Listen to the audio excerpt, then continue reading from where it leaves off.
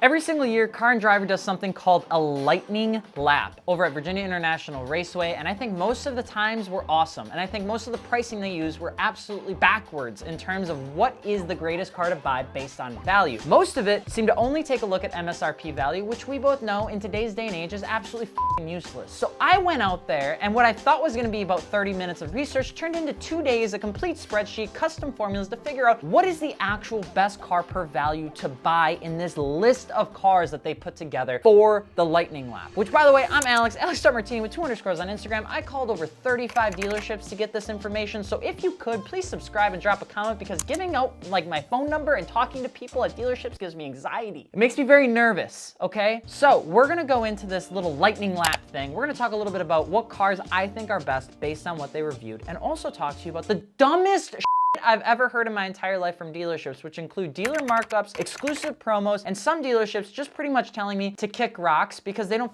care about what I thought about their pricing. Literally, there's a dealership in Illinois that hung up on me. So with that being said, hope you guys enjoy this video. Drop a comment below on what you think the best car is out of this list, and we'll go from there. If you want to join the Discord, you certainly can. Road and Track does this in 4 to 5 categories, LL1 to LL5. It's pretty much just price breaking, okay? So LL1 0 to 40,000, LL2's 40 to 75, LL3 75 to 140. You get the point. LL4 is 140 to 280, and then LL5 is 280,000 plus. But here's the problem. All of their comparisons in terms of within these tiers was based on what they called as tested price, which is what the dealership is going to, or what the manufacturer is giving them to the dealership at to sell to. But they don't have to follow those rules because, again, MSRP just doesn't matter. They put these cars into brackets, and something just felt a little off about that because the numbers aren't real, right? You're not gonna find a GR Corolla at an as tested price right now of $52,000. But if I call a couple dealerships that have them, I can find out what they're actually selling for and then compare it to the performance at Virginia International Raceway to give you this number that I'm calling Alex's expert opinion advice of value per second. Virginia International Raceway value per second, which is nothing more than taking their actual price, dividing it by what they actually ran at the track to give you how much money are you spending per second to get around the racetrack of Virginia International Raceway. Is it perfect math? No. Does it work? Kind of, because it's gonna show you that the differences between what they say is a good value and what actually is a good value are not even remotely close. Let's start with LL1. They had the Subaru WRX, the GTI, the Elantra N, and the Kona N, and I would agree, those are great cars. None of them had markups. All of them did pretty well considering the value, and most of them sat right around $200 per second on the racetrack. WRX kind of sat in last place. It was the slowest one around the group. Then the GTI, the Elantra N did really well, and so did the Kona N. But the problem is the Kona N is probably gonna get discontinued because of emission restrictions. Also, Hyundai doesn't keep a car for more than 3 years. Please don't get mad at me about that. It's just a fact. The second thing is the Elantra N falls apart after 30,000 miles, which is probably gonna make more people mad. And I'm not trying to dog on Hyundai. I love you guys. You're like the nicest group of people.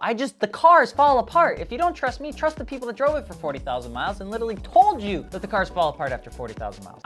Just don't shoot the messenger. When I looked at these cars, there was no adjustment on their actual markups. I called a bunch of dealerships. They were all listing them for right around that 30,000 range, which means the Kona N is a value per second on the track of $190 compared to the Subaru WRX, which is $195. The Elantra N was $179. And then the Volkswagen GTI took the cake as the most expensive out of the 4, which makes sense, at $206. Now, if I were to pick one of the cars out of the group, I would probably rank the GTI first. Even though it was slower than the Hyundais, I think the back-end reliability and the value that you're getting there is 10 out of 10. The Hyundai Elantra N is a really awesome pick, but you're gonna be taking some risks with long-term reliability, so I put that in second place. The Subaru WRX gets third because, unfortunately, I'm not a huge fan of it, but it's gonna last longer than the Kona N, which I think is getting discontinued, so I put that car in last place. If we jump into LL2, this is where things get really weird and where all my anxiety with dealership phone calls start coming into play. They had 7 cars, and of the 7 cars, 4 of them get bumped out of this list if we use current market value. They had an i4 M50, an M240, a GR Corolla, a Honda Civic Type R, Toyota GR Supra, Cadillac CT4V Blackwing, and an Audi RS3. The only cars that didn't get bumped out of this tier were the M240i xDrive, the Toyota GR Corolla, and the Honda Civic Type R. But here's where it gets crazy to me, because when I started calling around, you had this i4 M50 that has a $5,000 markup markup and an 80-month wait. It's got a value of $475 a second. The best car out of the list here was the BMW M240i xDrive, but that doesn't account for any greedy dealerships because the cars are just really not available. That had a $330 per second, okay, value, which is awesome. I ranked that one the best in this tier. But then everything else starts to get really weird because the Toyota GR Corolla is gonna sell for $70,000 easily, all day long. Called 2 dealerships, they're like, yep, we're listing it at 75 when it comes in, and none of them are available. The Honda Civic Type R, I called the dealership over in Libertyville, Honda Libertyville, and they had a $25,000 markup on a $44,000 car. It's half the price. It's nuts to me. It takes the value of the Honda Civic Type R from a $260 per second to a $390 per second value. And just to give you a little bit of an idea on what that compares to, you're pretty much putting it right next to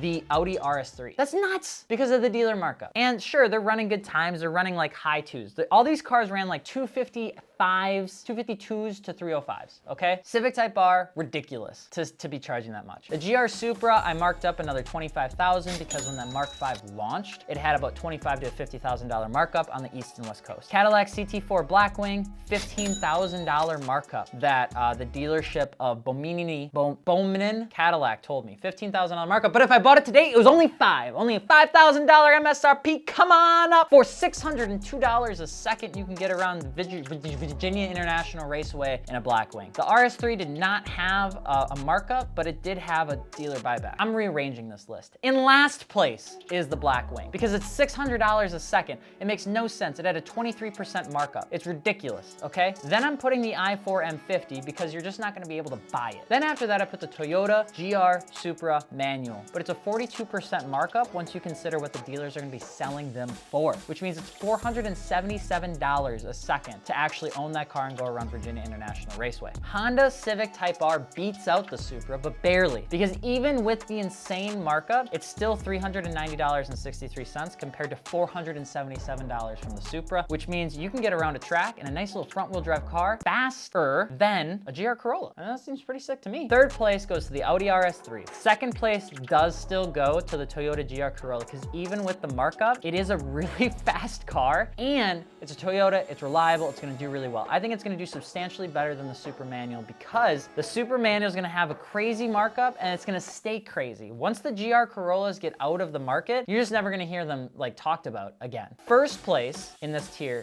is the BMW M240i xDrive. Even with the ugly headlights, which they're starting to grow on me a little bit, it's $330 per second around VIR. There's very little adjustment on the car. They're very well produced by BMW. They're getting out into the market relatively pretty quickly, and the dealer markup hasn't been insane on them yet, because I called and I asked. This is where things get really funky. We're getting into LL3. There's only one car in LL3, by the way. The Chevy Corvette Z06, which at an as-tested price of $141,000 had a round-the-track value of $894 a second. So to get the performance of running a 238 compared to a GR Corolla that ran a 259, okay, so 19 seconds faster, it's $894 a second. The problem is these cars are impossible to get. So when I called a dealership in Florida who made it sound like I was disturbing their peace, that how dare I inquire about a car instead of just buying it blindly, I finally convinced them to tell me the price. I had to call again, talk to a different sales rep and say that I was in the state because they don't sell these cars to out-of-state people. The Z06 they just sold had an $80,000 price adjustment to it. It was no longer $141,000,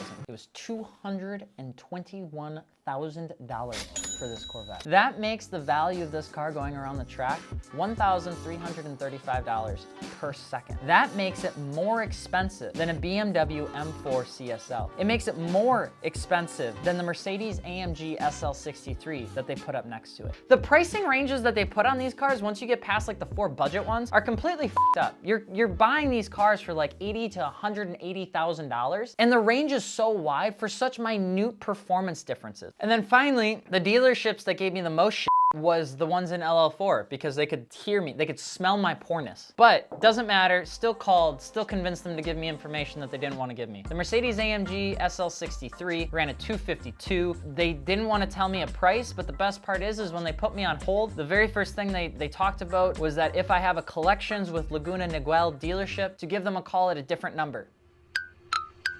Anyway, they didn't have a markup, but they don't sell out of state. This puts the value of these cars at way too high. Don't buy one because it's an AMG and they depreciate like a mother.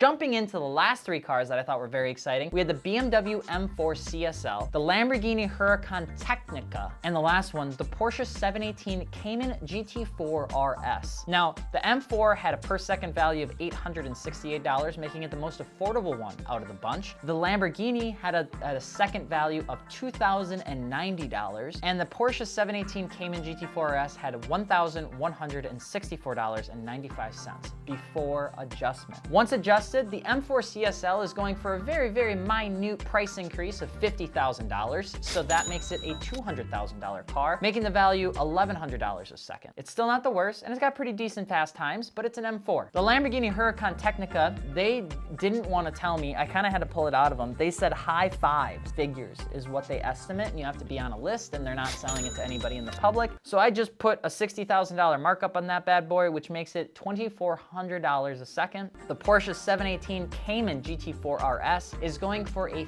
$50,000 in-state dealer markup, and if you're buying it out of state, a $100,000 markup on the GT4 RS, which pushes it from $186,000 to $286,000. That is $1,800 a second. Jesus Christ. I'm rearranging this because it makes no goddamn sense. The Lamborghini Huracan gets last, okay, out of principle for the price. Third place goes to the AMG SL63. It's ugly as a convertible, but it still sounds incredible. Second place is going to the Porsche 718 Cayman. It does not deserve first place, not at that price. It's a 57% markup if you actually want to buy the car and not just look at numbers that don't make any sense and are imaginary to everyone but automotive journalists for some reason. And then in first place is the BMW M4 CSL. For $1,100 a second, you get the biggest bang for your buck. You get a 2-minute 47-second lap time. It performs super well. And for the low price of still having to sell your soul, it ain't half bad. I'd probably still end up buying the Corvette out of all of them because that has a really strong lap time of 2:38, but I'm broke. So I'm gonna stick into LL1 where I'm gonna get a Volkswagen GTI. What astounds me is that if I do some really quick math, the Hyundai Kona N is $190.73, okay, per second, compared to the fastest car, which was the Porsche GT4 RS for $1,838. The car got around the track at 306.01. So just to compare between the groups, it's an extra $259,000 to go from a Kona N to a GT4 RS, which seems like a very small jump. I totally agree. But that tells me that for the actual value, to actually get the time difference saved on the track, to save an extra second, it only costs you $9,980.96. Driver mod just got way more affordable. This is the thing that always bugs me with automotive journalism because I love Car and Driver. I literally watch, listen to all their stuff, read all their articles. But something has to change with how value is described on new cars because it's insane to me that we're still looking at what these dealerships are actually selling the cars for compared to what they're being listed at. It almost seems like a dupe. It doesn't seem right, because people argue day and night, oh, well, you know, the Civic Type R is the best front-wheel drive car ever, or the GR Corolla is the best all-wheel drive car to come out, when in essence, the pricing is so sideways that a lot of times these cars that are supposed to be affordable aren't. They're not even close. A $50,000 Type R is ridiculous when you consider that they're supposed to be going for $38,000. That sort of thing blows my mind. And I hope and I pray that something happens here to where dealerships can't put $100,000 markups for no specific reason, but then at the same time, you do whatever the you want because it's a capitalist venture. But what I can say is the list is backwards because the values don't matter and every number is made up. It's like the price is wrong, but nobody cares, and I just want to be Adam Sandler, and I just want to live my life hitting a golf club with a hockey stick. But you guys let me know what you think about this list. How would you rank it in terms of which car is the best value? Because honestly, the BMW M240i xDrive is probably the best bang for buck on this list. I hope you guys enjoyed this video. I'm Alex, AlexMartini with 2 underscores on Instagram. We will see you later. Adios.